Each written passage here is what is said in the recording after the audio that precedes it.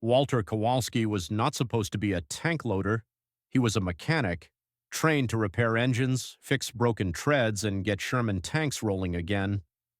But on the morning of September 19th, 1944, at 11:23 a.m. near Aracourt, France, he crouched inside the narrow steel belly of an M4 Sherman with three German Panzer IVs closing in from just 800 yards. 2 days earlier, the loader in that very same tank had been killed, vaporized when a Panzer shell punched through the turret. Walter had been pulled from the maintenance crew to fill the hole in the lineup. The war didn't wait for proper assignments. He had loaded exactly 4 training shells in his life before that morning. 4. On a calm range at Fort Knox with no urgency, no smoke, no death pressing in through the armor. Now, under fire, his hands trembled as he reached for a 75mm high explosive shell weighing 38 pounds. Sweat and oil slicked his palms. He could hear the commander shouting coordinates above him, the driver reversing into a hedgerow, the gunner beside him barking about traverse speed, and Walter, shaking, panicking, left-handed, was supposed to load the round into the breech. At Fort Knox, the method was drilled relentlessly. Nose forward, brass base aligned with the breech, slam it in, step clear. Done in 4 seconds if you were good, 5 if you were nervous. But Walter's left-handedness was an unspoken complication. The Sherman turret was cramped, barely 7 feet across. Loaders were expected to work with their right hand leading, but for Walter, every movement with his dominant hand required unnatural contortions in the confined space. When he turned to load the shell face on, his elbow smashed into the gunner's shoulder. The gunner shoved him hard in frustration. The shell nearly slipped. The enemy tanks were now only 600 yards away. Instinct took over. Walter made a choice no manual had ever suggested. He turned his back to the breech, reached behind him with his left hand, and blindly felt for the chamber opening. With his right hand gripping the shell base, he guided the nose in backwards, shoved hard. The breech snapped shut. The gunner fired. The blast recoiled violently through the turret, hot gas searing the back of Walter's neck. He didn't flinch. He was already reaching for the next round. Same motion, back turned, left hand guiding, right hand ramming, 3 seconds flat, shell in, breech closed, gun fired, smoke filled the tank. Cordite burned his throat. He kept going. 3rd round, 4th. His rhythm sharpened with every cycle. 2.5 seconds, then 2. The German tanks kept coming. Then, abruptly, they were burning, 4 of them, black columns of smoke rising from 400 yards out. 6 minutes of chaos, then silence. The crew said nothing. The commander climbed down into the turret, stared at Walter like he was an alien. Nobody loaded a 75mm cannon like that. It was reckless, it was wrong, but it had worked. The M4 Sherman was never meant to duel with German Panzers.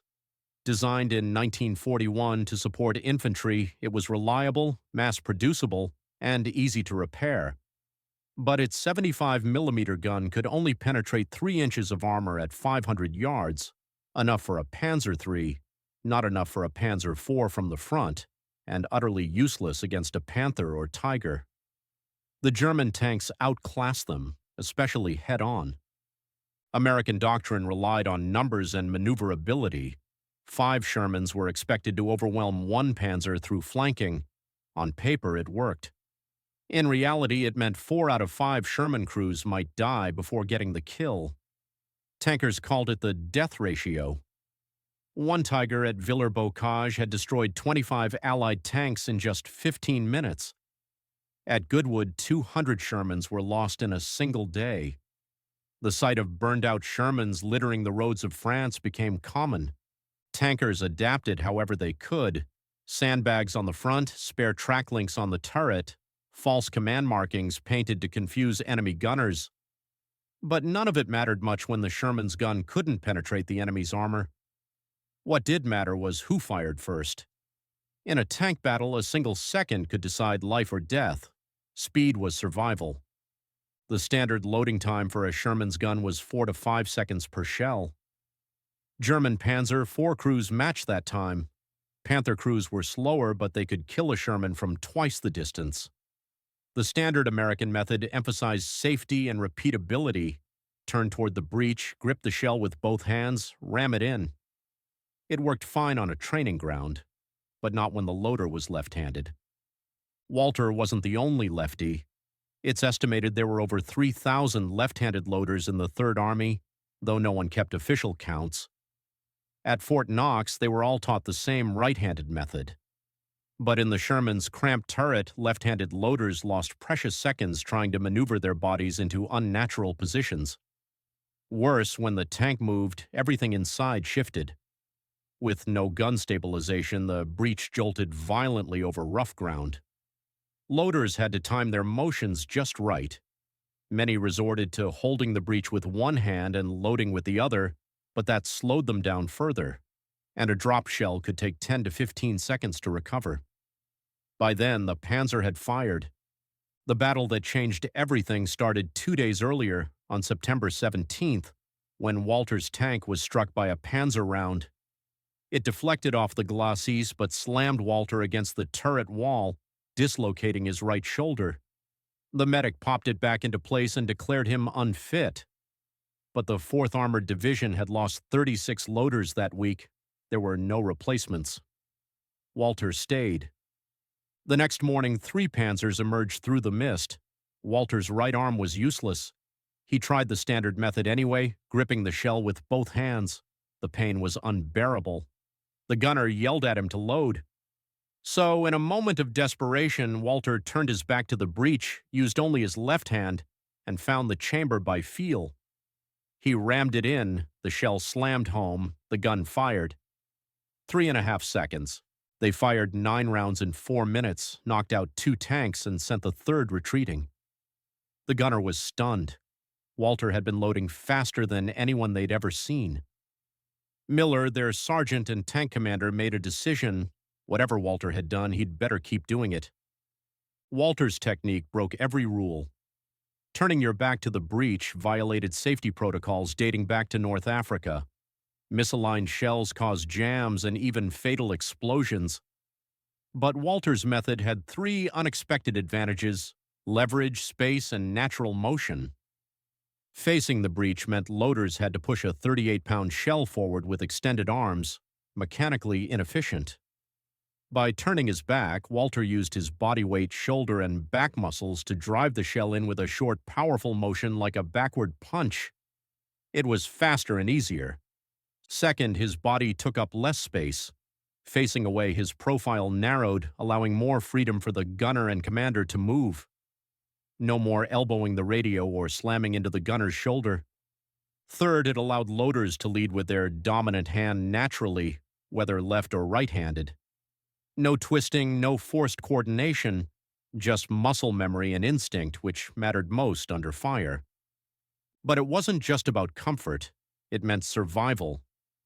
Walter's accidental discovery saved his crew's lives that day, but it spread in whispers. No official documentation, no approval. Tankers began trying it in secret, behind maintenance sheds, and when they saw the results, they adopted it. Lieutenant Colonel Creighton Abrams, commander of the 37th Tank Battalion, was known for bold decisions. On September 23rd, he witnessed a loader using Walter's method during a training exercise. He stopped the drill and demanded an explanation. Miller stepped forward and told him everything. After a long silence, Abrams asked one question: "Does it work better than the manual?" Miller replied, "Yes, sir." Faster load times, fewer mistakes, better crew coordination. Abrams ordered every loader in his battalion to learn the method immediately. From that moment, things changed. Within days, replacement crews were being trained in the backward method. The results were measurable: more rounds fired per engagement, better kill ratios, improved survival. Some commanders resisted. It broke regulations. But General Patton only cared about results. When he saw the after-action reports, he gave a direct order. Every battalion in Third Army would adopt the new technique. Anyone who resisted would answer to him personally. By October 1st, 90% of Abrams' loaders were using Walter's method. Engagement times dropped, Kill ratios improved, casualties declined, and it spread beyond 4th Armored, beyond 3rd Army, until it became unofficial standard practice across the European theater. Walter never received a medal. The Army doesn't decorate soldiers for breaking regulations, even when it saves lives, but he was promoted to corporal. He fought in 14 more engagements, survived 3 more hits to his tank, and loaded every single shell backward. By the end of the war, he could do it blindfolded in 2.3 seconds. After the war, he returned to Detroit, resumed his job at Ford, married, raised 3 children, and retired in 1986 after 41 years. He rarely spoke of the war, but the technique he invented didn't fade. It saved lives in Korea, in Vietnam, and even influenced loading protocols for later tanks like the M48 Patton and early M1 Abrams. A historian rediscovered Walter's story in 1993 while researching tank tactics. He tracked Walter down, confirmed the tale, and published a paper calling it one of the most important frontline innovations of the war. He estimated that it saved between 300 and 500 American tankers in Europe alone. Walter died in 2004, buried in Resurrection Cemetery in Michigan. His obituary mentioned his service but not his invention. His children attended, as did 7 veterans, former tank loaders who had learned the technique from those who served with Walter. None had met him before, but all knew what he had given them. Today, at the Patton Museum in Fort Knox, a Sherman tank stands preserved. The loader's position is tight, cramped. When you stand there, you understand why Walter turned his back. He didn't do it to change history. He did it because his shoulder hurt and the shells had to keep moving. That's how wars are won. Not by perfect plans or polished manuals, but by scared, determined soldiers who make the impossible work. Walter Kowalsski was one of them, a mechanic, a lefty, a man who broke the rules and saved lives.